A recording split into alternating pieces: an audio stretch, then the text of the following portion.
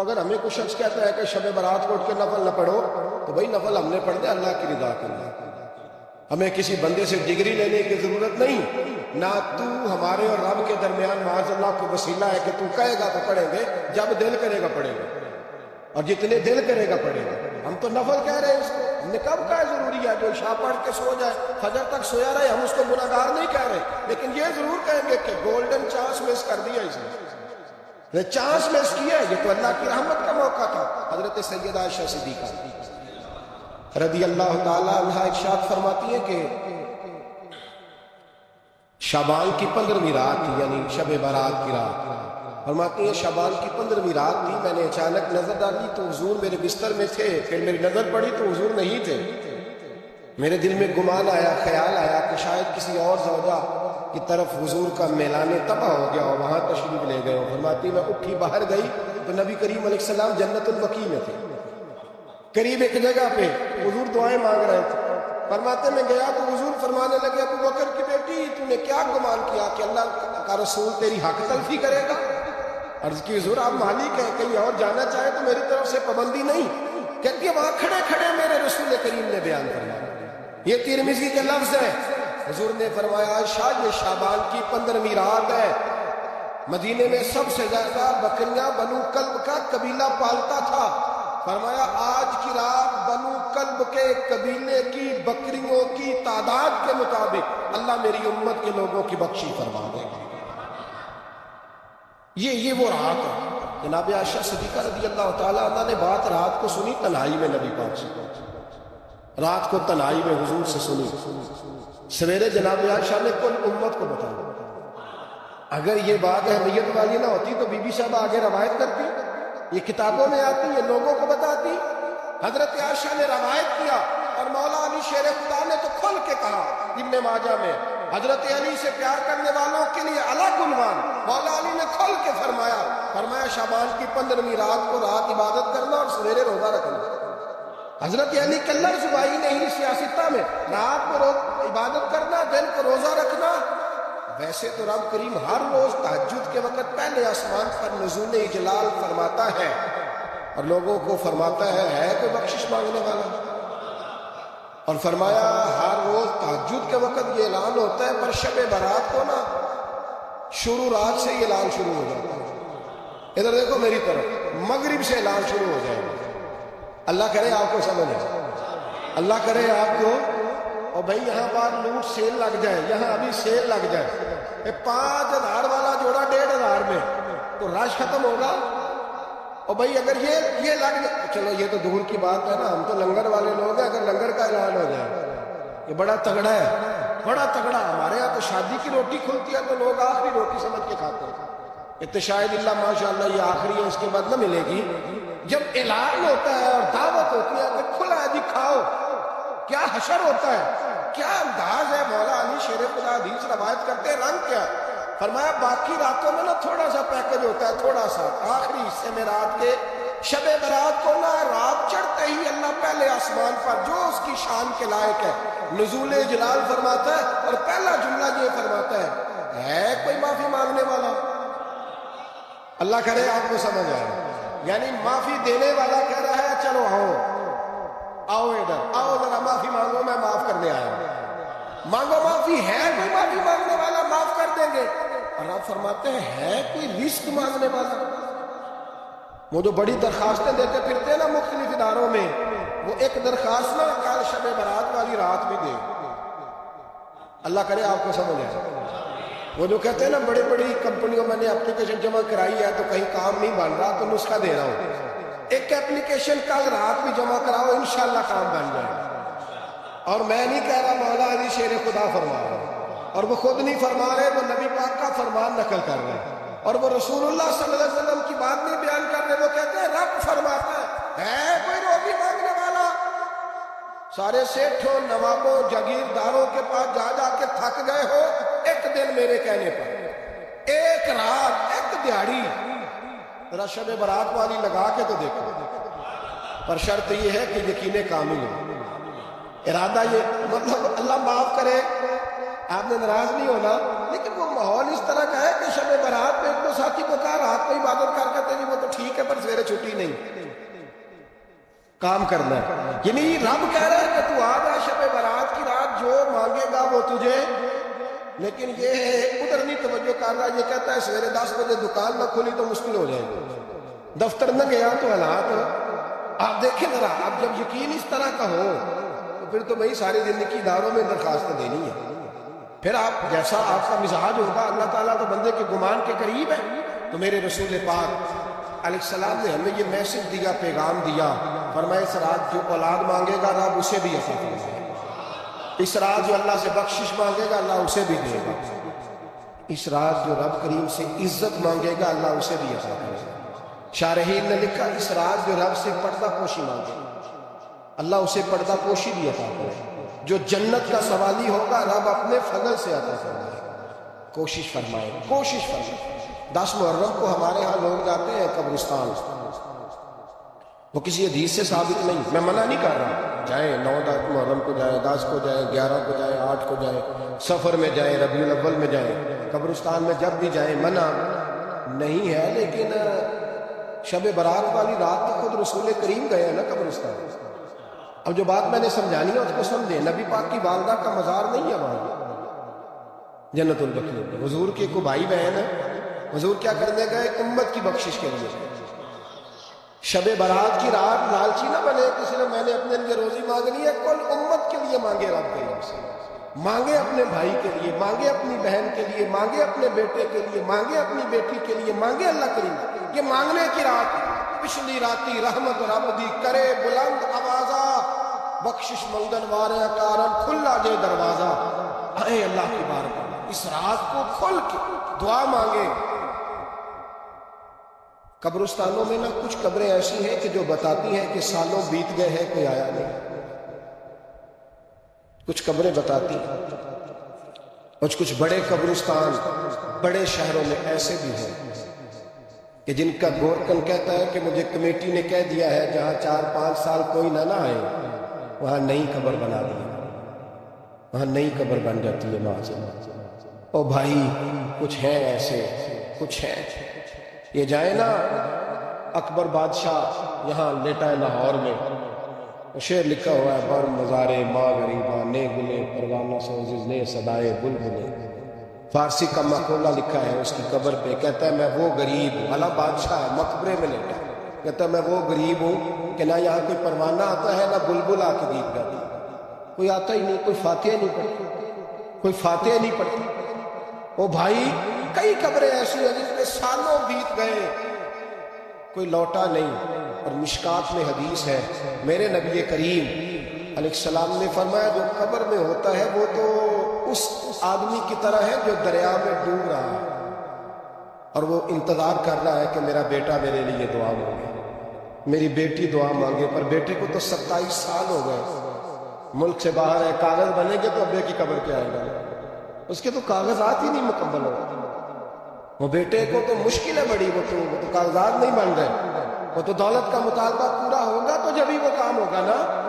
انتظار ہو رہا ہے قبروں میں میرا بیٹا دعا کرے، میرا بھائی دعا کرے، اور اگر بچہ دفن ہے تو وہ کہتا ہے میری ماں دعا کرے، میرا باپ دعا کرے۔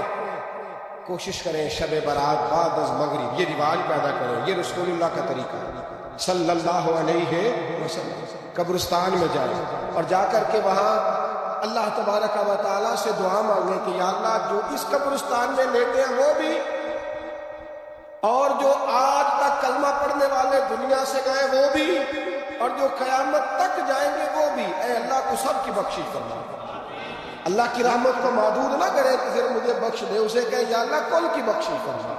ساری امت کے لیے دعا کریں، شب برات کی رات نفل پڑھیں۔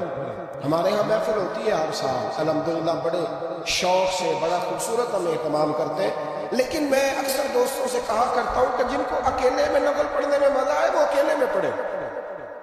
کتنی کھلی بات کر رہا ہوں، میں پابند نہیں کر رہا کہ آپ یہاں آئیں گے محفل میں آئیں گے ضروری ہے، بھئی آپ کو اکیلے میں مزہ آتا ہے نا، کچھ لوگ تنہائی میں ہو تو دل زیادہ لگتا ہے، وہ تنہائی میں کریں اللہ اللہ کوئی عرض نہیں، لیکن کچھ ایسے ہیں کہ نعت سنتے ہیں تو دل نرم ہوتا ہے، تقریر سنتے ہیں تو دل نرم ہوتا ہے، تو جن کا اس طرح نرم ہوتا ہے وہ مسجد میں آئے، بات سنے، کچھ کو سب کے بیچ بیٹھ کے رونا آتا ہے۔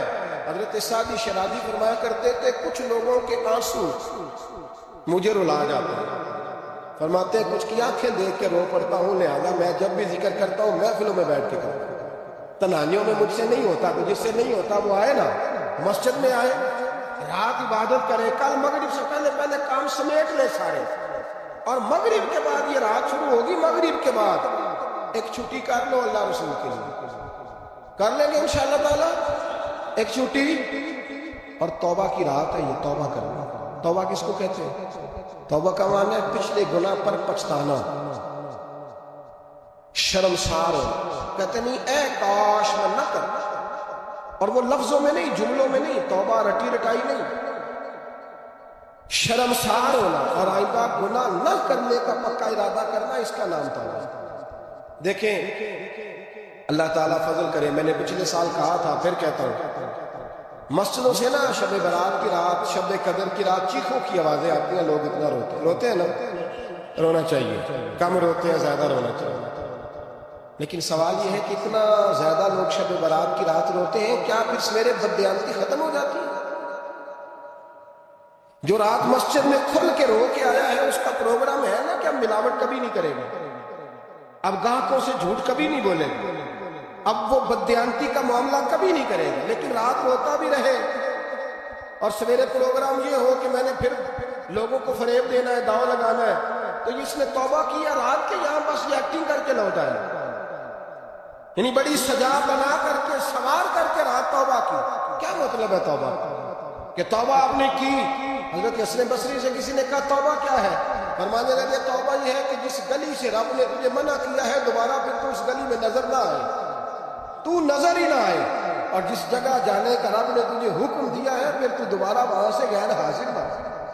اگر یہ پروگرام ہی نہیں، ارادہ ہی نہیں، بچے ایک تو مجھے کہنے لگے کل حضرت صاحب توبہ کے موضوع پر ہم نے گفتگو کرنی ہے، تو کوئی باپ بتائے کہاں پہ ہے، کچھ بچے شاگرد ہیں کہ مسجد میں مجمع پڑھاتے ہیں، ایک نے مجھ سے کہا، تو میں نے کہا بیٹے پہلے مسجد میں جاؤ، 2 نفل پڑھو، توبہ کرو، توبہ کا ارادہ بناؤ، یہ رسم نہیں ہے، وہ نہ کروں تو توبہ کر لینا، جو شب برات کے دن لوگوں کو توبہ کرانے آیا ہے اور 25,000 کا سودا کر کے آیا ہے، تو آج اس کام سے تو توبہ کرنا، یہ نوٹ پھکوانے سے تو توبہ کرنا، یہ رسم ہے، ساری رات توبہ توبہ توبہ توبہ، یہ کیا معنی ہے اس کا؟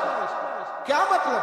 امام غزالی فرماتے ہیں کہ ایک آدمی بادشاہ کا گارڈ تھا، سپاہی تھا، اس کا پہرے دار تھا، نگرانی کرتا تھا، بڑی وفاداری سے نوکری کرتا رہا، بادشاہ نے اسے تنخواہ کے علاوہ بھی بڑا نوازا،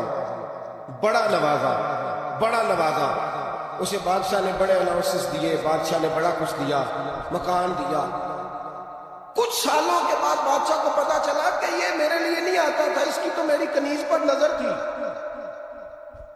اس نے تو رات کی ڈیوٹی اس لیے لگوائی تھی کہ کنیز پر نظر تھی۔ تو امام فرماتے ہیں کہ بتاؤ پھر وہ بادشاہ اس کے ساتھ کیا سلوک کرے گا؟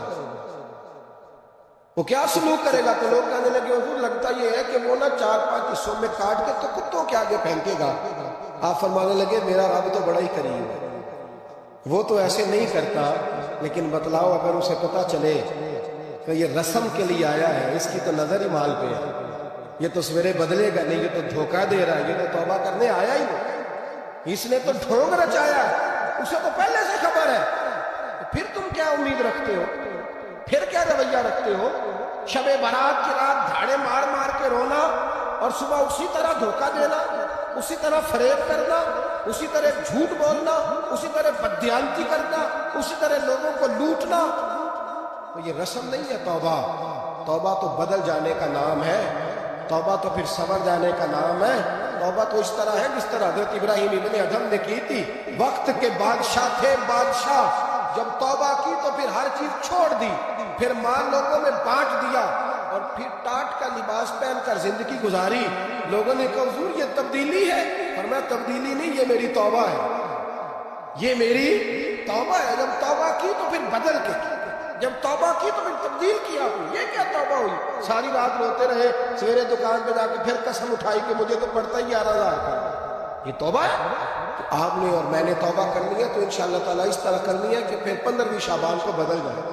یہ جو موقع آتے ہیں نا شب برات کے، شب قدر کے، یہ بنیادی طور پر اللہ تعالیٰ کی طرف سے دی ہوا موقع ہوتا ہے کہ چلو تمہیں چانس دیتے ہیں، تمہیں چانس دیتے ہیں، پابندی کوئی نہیں، لیکن رب کی طرف سے نا موقع ملتا ہے، چلو تمہیں ایک موقع دیتے ہیں، چلو اپنے آپ کو کلیئر کر لو، تمہیں موقع دیتے ہیں۔ یا اللہ کیا کر، کچھ بھی نہیں، آگے نا سچے دل سے 2 رکعتیں پڑھ کے توبہ کرو، عرش کا مالک پچھلے ساری معاف کر دے، کچھ بھی نہیں، آؤ موقع ہے۔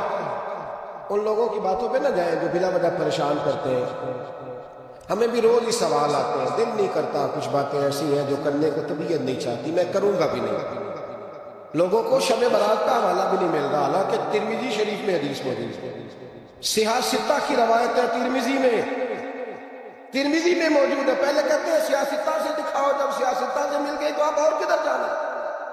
اور ابن ماجہ میں موجود ہے مولا علی کی روایت، اور ذرا ترتیب دیکھیے گا، یہ ترمذی کی حدیث ہے، امام ترمذی نے تو پورا باب باندھا ہے 15ویں شعبان کا، پورا باب۔ اب تمہاری مرضی ہے، اگر تم نئی بات کو سمجھنا چاہتے۔ اور مجھے پتا کیوں یہ شب برات کیا لگتا ہے، مجھے کبھی کبھی یوں لگتا ہے کہ رب فرماتا ہے کہ رمضان سے 15 دن پہلے ہی پکی سچی توبہ کر لیں، تیاری کر، پاک صاف ہو جا، تاکہ جب رمضان آئے نا تو پھر تجھے پاک ہونے کی ضرورت نہ پڑے، بس پھر تو آتا جائے اور میں تیرے اوپر رحمتیں نچھاور کرتا جاؤں۔ بس تو پہلے ہی تیاری کر، 15 دن پہلے، 14 دن پہلے تیار ہو جا۔